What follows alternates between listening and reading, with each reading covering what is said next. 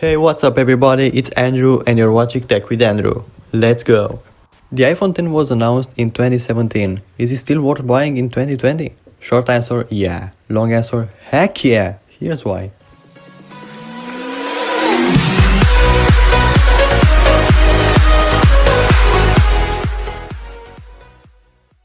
The first thing I want to talk about is that this phone was the first one to introduce the rectangular dual megapixel camera and an OLED display, which is plenty bright for even today's standards. Comes with a 2716 mAh battery, which is enough for a full day, although you might want to check your battery health since it's a 3-year-old phone. And change the battery with a new one to be ready to go.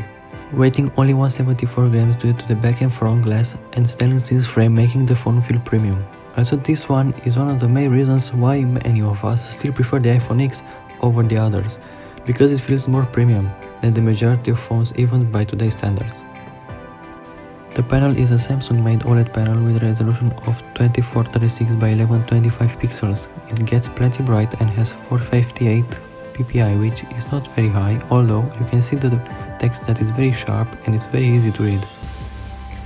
The battery of this phone isn't mind-blowing since it's just 2716 mAh, but the software keeps lasting about 5.5 hours of pretty heavy usage, so it certainly isn't as good as, let's say, an 11 Pro or 11 Pro Max, but the price difference is also quite high.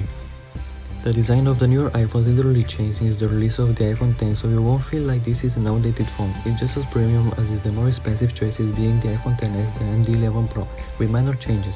So if you own one, you know how it feels, and you know it feels just like a new phone even after 3 years.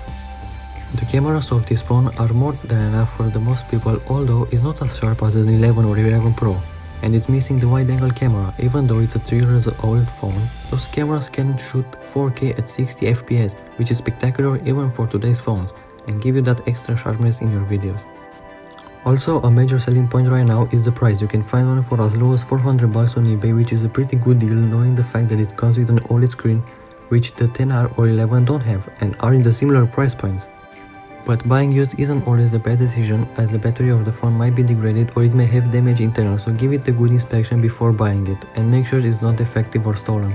But if you don't wanna buy used, then the iPhone X isn't for you, and you can't find it in stores anymore, so you'll have a better time checking the 11 or the 11 Pro. Let's talk about the design first. The iPhone X was a huge change from what we had seen in the previous years, which is the lack of home button. The display has very small bezels with a notch at the top which hides the Face ID sensors and the camera. Since the iPhone X has a glass back, we can't forget about the wireless charging, and also the fast wireless charging if you buy the fast charger from Apple. Also, it's water resistant, so it can survive a fall in the pool or a quick wash in the sink. Let's get back to the display. It still looks spectacular even now, getting plenty bright most of the times. The OLED panel makes the colors so vibrant, and the blacks are actually full black, so that means the black colors have no pixels on compared to the LCD, which powers up the whole display.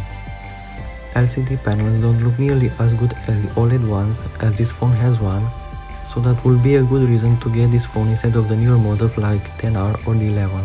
You can also get an OLED panel on the XS or 11 Pro, but those are a little pricey, so if you want a budget iPhone with OLED screen, the iPhone X is the best phone you can get. We're looking at 5.8 inches display, which for the most people is the perfect size for a phone, but if you like bigger phones, you will be happier with an 11 or 11 Pro Max.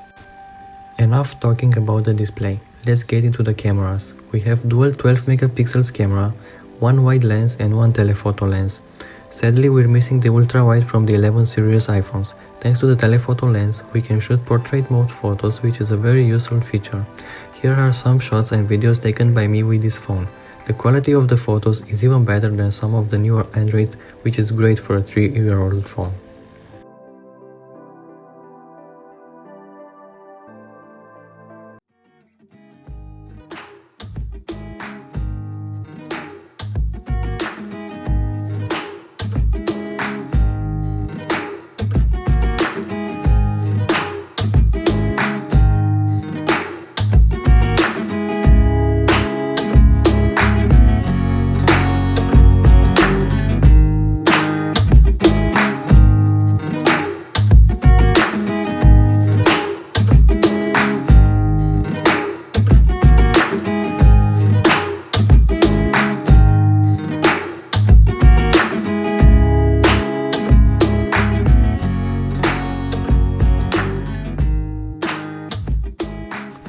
Also, performance-wise, it still holds up like a champ, competing with the 11 and 11 Pro, at least as software. It can run any game, any app you can think of that runs on the 11 and runs it very fast and smooth.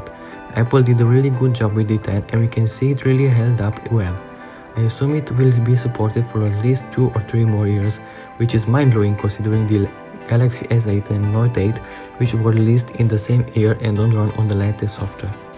So, what are you waiting for? An iPhone with a spectacular camera, a good display, and you can get one for as low as $450 on eBay. That's a pretty sweet deal considering the performance it has. Also, you might want to take a look at the newer iPhone SE, which is $400, but has the 8's design and the 11's A13 chip.